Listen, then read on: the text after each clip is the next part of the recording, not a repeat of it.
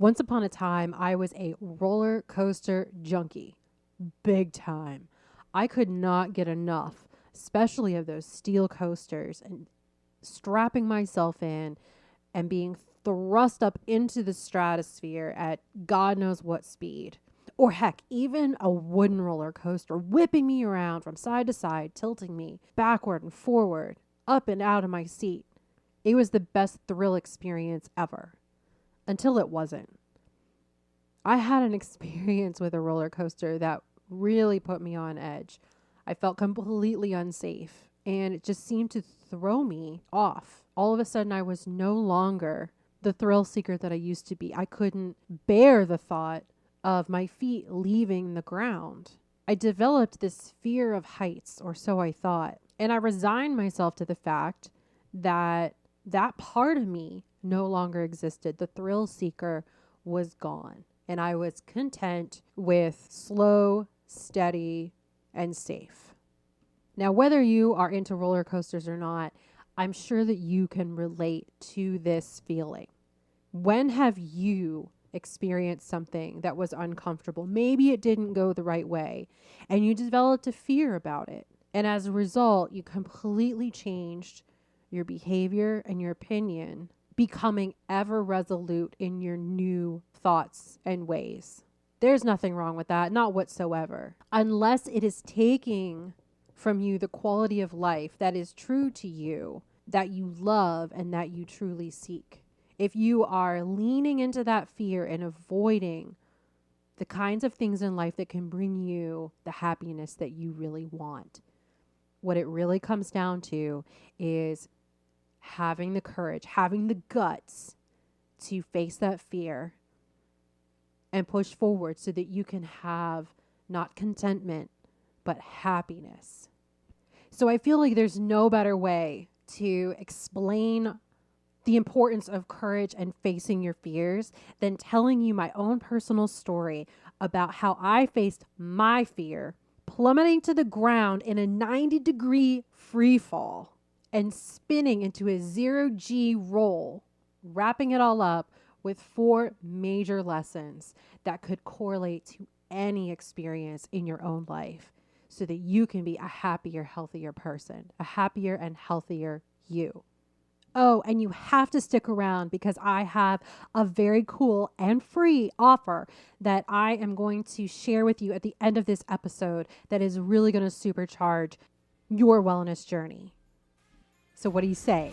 Let's do this.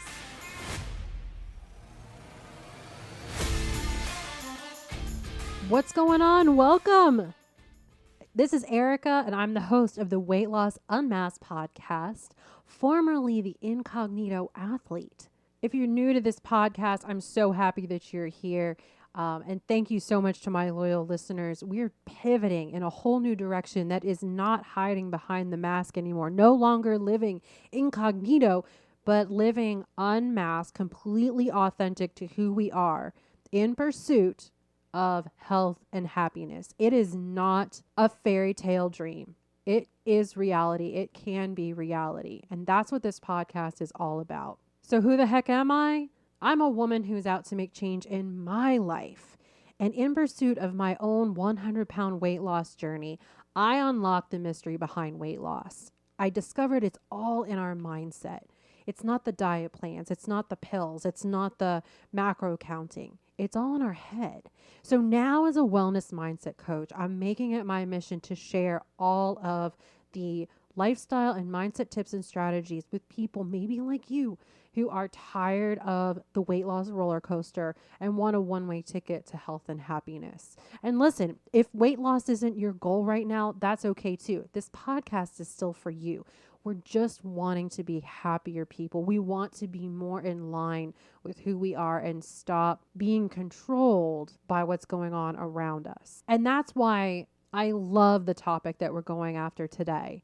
I don't know if you've ever seen the show or you remember it maybe from your childhood, the show Guts on Nickelodeon. The theme song would say, do you have it? Guts. I always think about that when I'm faced with a situation that is uncomfortable. So anyway, let's just get into it. So here's my situation. I was so excited to be able to go back to an amusement park called Knoebels that I used to go to so often as a kid. And I got to go with my family and take my stepkids and introduce them to a lot of the rides that I loved growing up. What I didn't know is that there were some new rides there, one of which is called the Impulse. It's a steel coaster that, as I alluded to earlier, has this crazy 90-degree incline to get you started. Now, I'm going to actually post a video of this. My mom was kind enough to record it. So I have the whole footage of me riding this thing. It is freaking terrifying to watch. So I think my husband was kind enough to let us do all the fun little kiddie rides, put the kids on the little helicopters that go up and down and, ride the little automated cars that take the kids around the track. But he was eyeballing that roller coaster the entire time we were there. And as the park was getting ready to close and I was getting ready to maybe chow down on a few French fries, he's like, I want to go ride this coaster. Are you coming with me? All I could think about in my mind was my experience in riding a roller coaster at Six Flags here in Georgia. I can't remember the coaster's name right now, but it was a steel coaster. It inverts you upside down. However, it doesn't have the shoulder harness, right? It's just got the little lap bar that like jams into your gut. And at the time, I was significantly heavier than I am now. So that lap bar didn't really hit me where it needed to. Like I just couldn't jam it closer to my body. As a result, I felt so unsafe on this roller coaster that I braced myself with my arms straight and rigid and my legs straight and rigid on this thing, praying that I didn't slip out of it during the ride. I probably was fine, but I didn't feel fine. And I, honest to God, think that screwed with my entire love for roller coasters. I used to ride everything at Hershey, Cedar Point. Doesn't matter the kind, style, speed, or height. I was all about it until that day. I let that fear prevent me from going on any other roller coaster for probably about 10 years. It's kind of crazy. So going back to Knoebels was kind of a big deal for me. Now, I was really just looking forward to riding the Phoenix, the wooden coaster. It is one of the best wooden roller coasters in the country.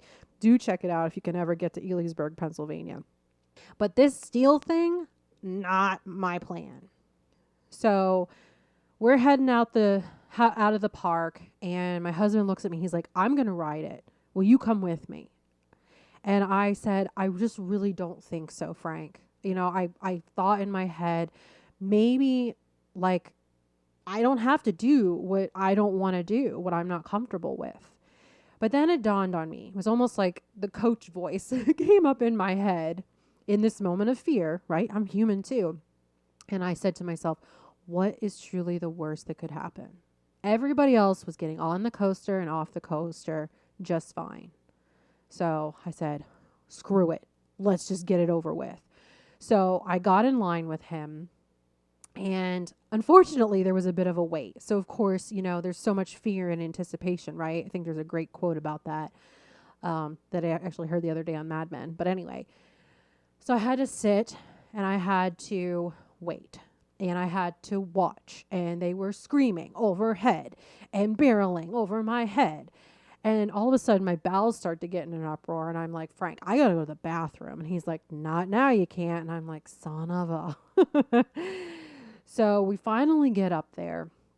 And I get in the row. I insisted that I be in the middle. And I insisted that we be in the back. I did not want a front row seat to this climb. And then all of a sudden, this girl, I swear she was almost half my height, bebops behind me. She goes, oh, I'm just so excited. And I whipped my head around and looked at her. I said, well, I'm glad one of us is. I said, have you ridden this before? And she goes, oh, yeah, it's not that big of a deal. It's so much fun. And she and her friend, who probably are at least half my age, started to tell me how if they could do it, I could do it, and that they believed in me.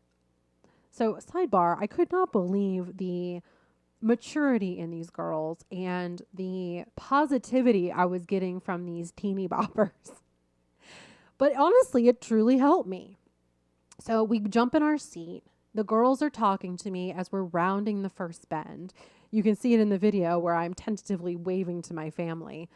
And we start this ascent into the sky. And I'm literally engaging affirmations at this point. Laugh at me if you want to. But I'm just going, I love this. I love this. I was trying to convince myself that I did. And then all of a sudden, as we turned the top and started to head down the hill, I screamed, I'm going to die.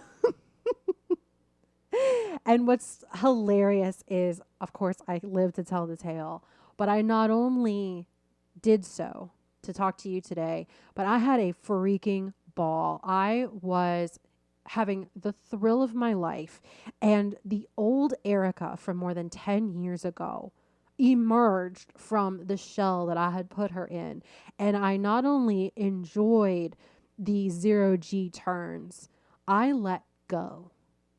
I literally let my hands go and put my hands in the air and screamed and giggled and had the ride of my life. Now, I do have a picture too to share of myself with you. It's the picture as I'm going down the first incline. It's hilarious. So please check it out on my Instagram. But the fact is, you know, now that I've been talking to you for like 10 minutes, is this was one of the biggest efforts of courage that I have taken, where I'm literally putting myself in what feels like an unsafe situation. It really does take courage, guts, gumption to face our fears. I did it on that roller coaster, but I also did it when the scale hit almost 280 pounds. The thing is, no matter what you're afraid of, it will continue to plague you if you don't address it. And so this is where I want to lay into these 4 big lessons that I learned recently by facing my fears. And I want to encourage you to consider these, implement these in your own life. Even if it's something as small as stepping on the scale, these tools can really, truly help you to emerge from the shell and bust through the barriers that you may have implemented for yourself and you didn't even realize it. All right, so let's dive into this. Lesson number 1, you can only grow outside of your comfort zone. Like I mentioned earlier, you don't have to do anything that you don't want to do. It is your choice. However, if you stay comfortable, if you stay safe, then how will you ever be able to expand, to grow, to experience new things, and potentially even discover that happiness that you seek? Here's another story for you really quickly. My stepdaughter would not try shrimp. I knew she would like it, but she just refused. I promised our kids that I would never give them anything yucky that they wouldn't like lima beans, like gross, right? And believe it or not, she wouldn't trust the limp pink meat in my hand. Go figure. But I asked her to trust me, and she did. She took the shrimp, she took a bite. And the first thing she did was a programmed response, a frown. But then as soon as she tasted it, her eyes lit up and she smiled. I said, "Do you like it?" And she nodded and smiled even bigger. Just because something seems unpleasant or difficult doesn't mean that it actually is. If we are ever to explore life, we have to try the shrimp at least one time to know for sure. Lesson number 2, nothing is bad as it seems. Have you ever heard the acronym for fear, false evidence appearing real? This is so important for you to consider whenever that feeling of fear comes upon you.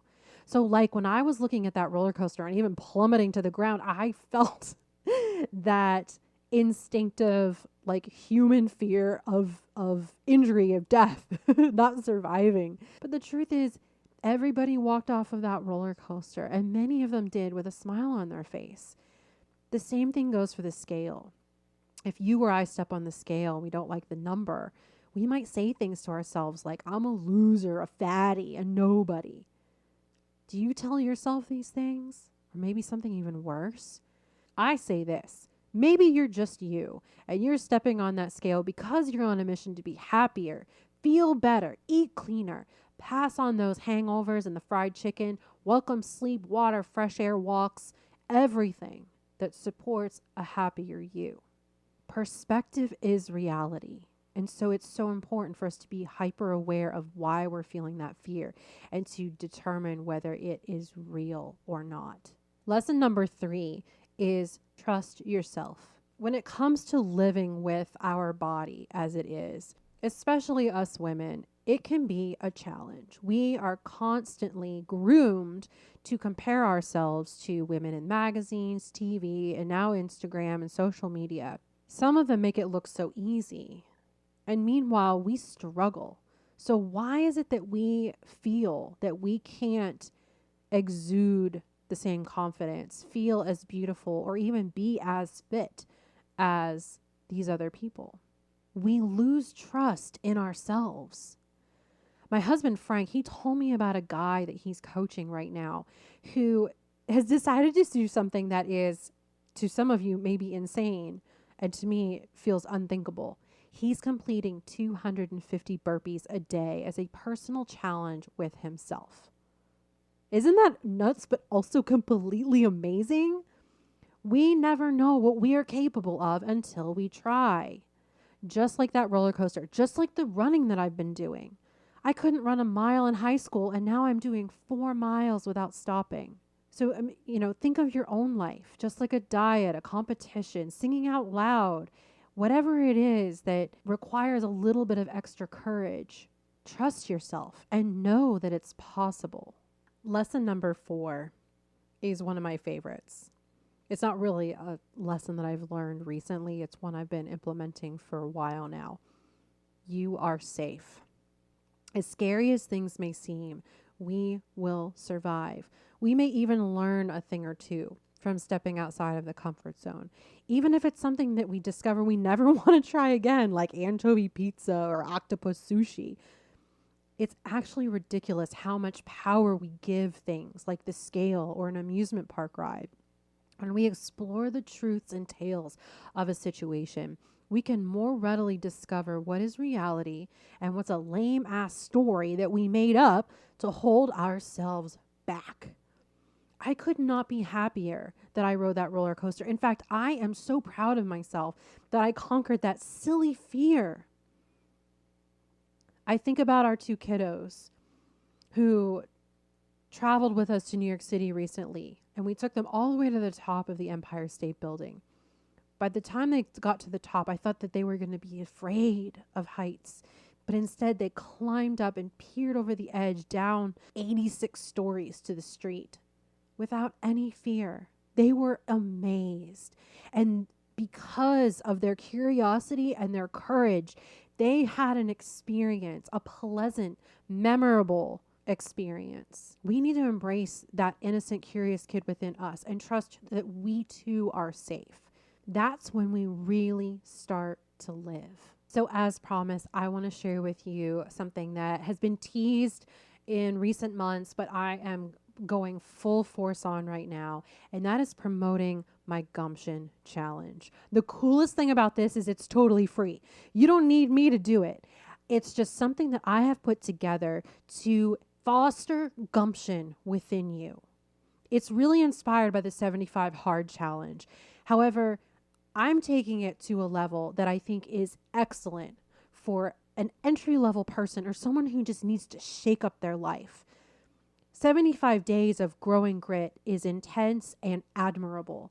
However, sometimes it just takes a smidge of gumption and fostering that courage for someone to take control of their life. So that's why I have developed this challenge for you.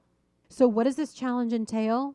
Glad you asked. Number 1, move daily for at least 30 minutes. Yoga, mobility, and walking are all A-okay. Number 2, eat balanced meals and healthy snacks. Simple enough. You set the rules. Number 3, drink 8 glasses of water a day. Water is life, folks. So get your sparkling water and seltzer too. It all counts. Number 4, no booze. It truly is possible and it makes a big difference. Number 5, your choice. You get to pick something that fits your personal goals and preferences. As long as it aligns with your weight loss and wellness goals, you can include it. Now, here's the deal. If you do register by visiting the link in my bio or in the show notes, you get some extra bonuses.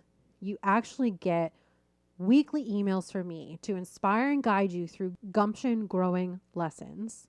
I'm going to cover 4 critical topics to invigorate you and help you reset your path. It's all backed by psychology, my coaching experience, and even my own personal weight loss journey.